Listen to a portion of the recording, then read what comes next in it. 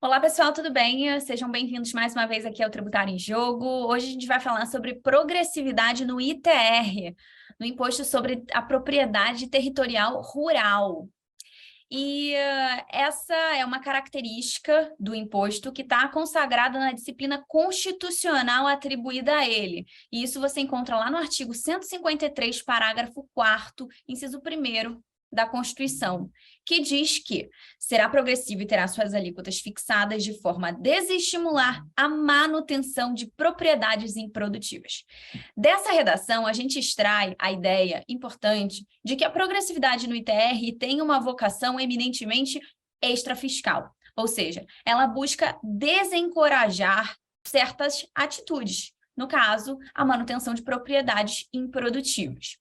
Isso tem tudo que ver, inclusive, com o arcabouço de princípios da ordem econômica que a nossa Constituição também veicula. E aí, beleza, né? Seguindo nessa disciplina, e agora indo para o campo legal, né? O artigo 10 da Lei 9393, que é a lei federal que institui e disciplina a regra de incidência do ITR, existem alguns conceitos que são muito importantes para a apuração do imposto ser possível. São 3 conceitos que são importantes para fins de progressividade, para a gente entender a progressividade no ITR. O primeiro e o mais importante é o conceito de GU, ou grau de utilização, que está no inciso 6º do parágrafo 1º do artigo 10.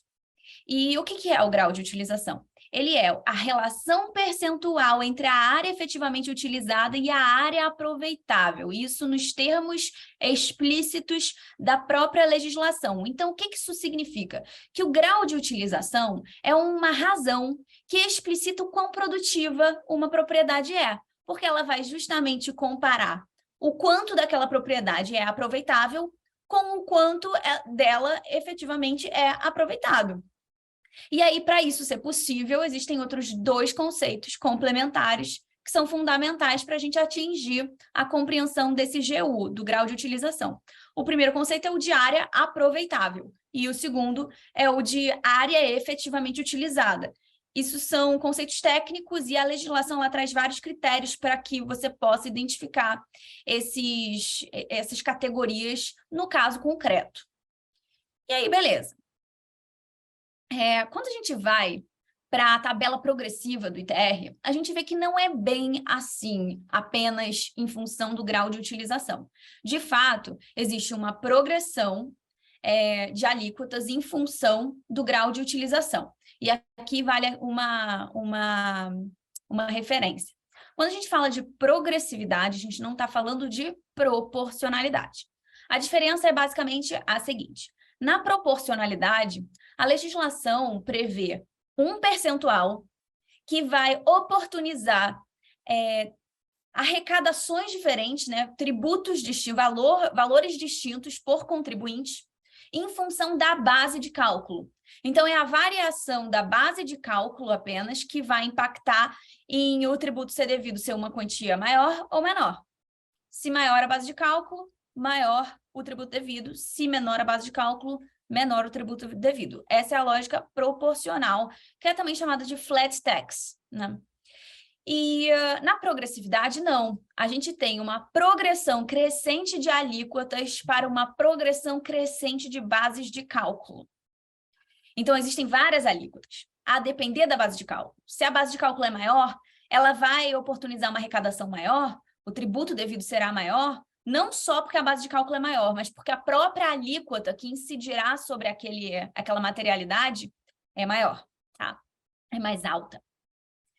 E aqui na tabela progressiva do ITR, nós temos uma progressão de alíquotas quanto menor o grau de utilização e uma progressão de alíquotas também em função do tamanho da propriedade. Então, a gente tem uma dupla progressividade, ou uma progressividade por duplo critério no ITR. Como isso se vê na prática? Imagina que nós temos 2 propriedades, 2 imóveis rurais do mesmo tamanho, né? Ambos têm 100 hectares, digamos. Só que uma tem o grau de utilização em 90%. E a outra tem o grau de utilização em 40%. A alíquota que incidirá sobre o ITR, que onera a propriedade desse imóvel que é menos utilizado, será maior do que aquela propriedade que tem o grau de utilização em 90%. Porque tem tudo a ver com aquela ideia de que a propriedade produtiva tem que ser onerada de forma mais moderada do que a propriedade improdutiva. Ok.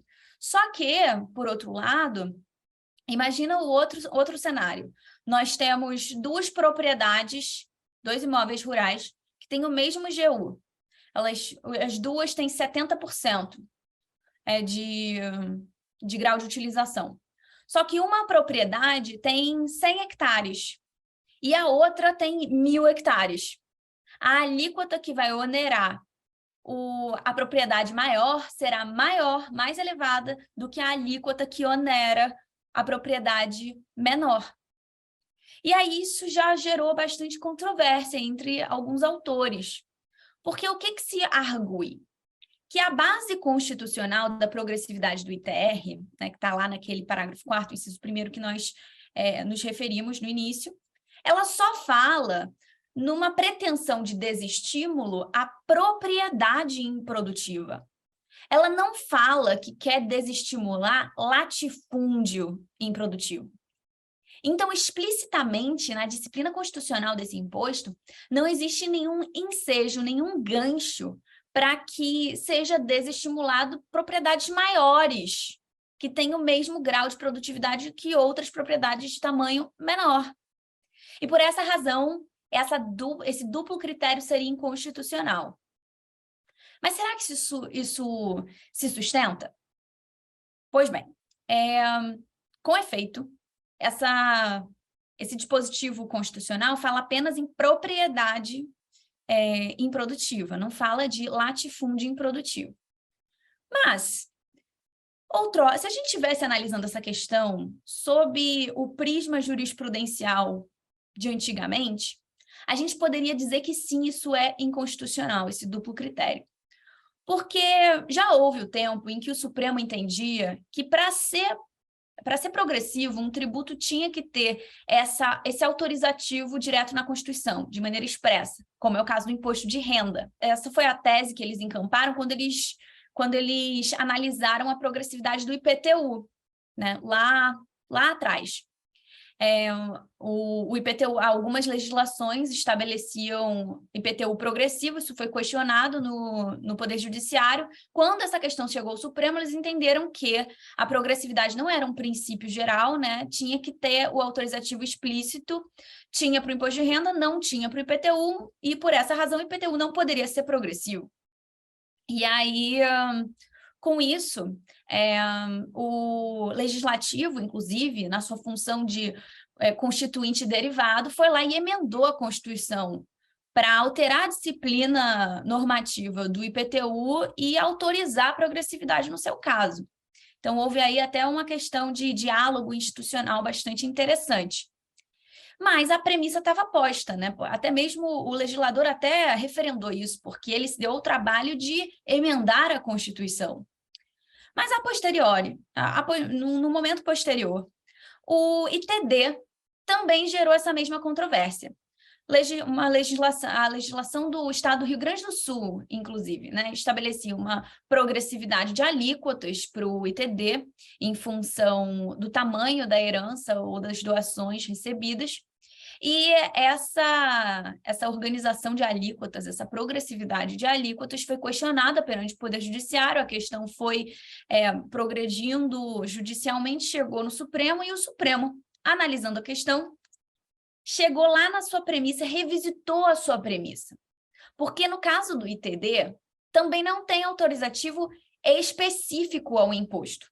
Né? Se ele adotasse a mesma premissa que ele adotou no caso do IPTU, ele diria que a progressividade no ITD é inviável, mas ele revisitou a premissa para desconstituí-la e estabelecer uma tese distinta.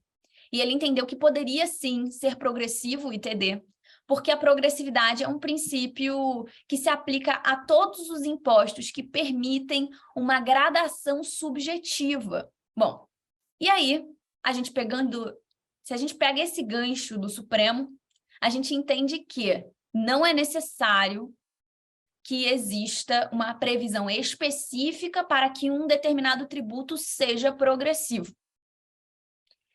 Como o tamanho da propriedade é um indicativo, é um signo presuntivo razoável de capacidade econômica, isso se adequa a essa premissa de a progressividade será aplicável a todo tributo que admita gradação subjetiva. E aí, com isso, a gente consegue validar o duplo critério na progressividade do ITR. E aí, o que vocês acham? Vocês estão de acordo ou vocês discordam dessa conclusão? Conta pra gente e em uma nova oportunidade a gente segue com o debate. Tchau e até a próxima.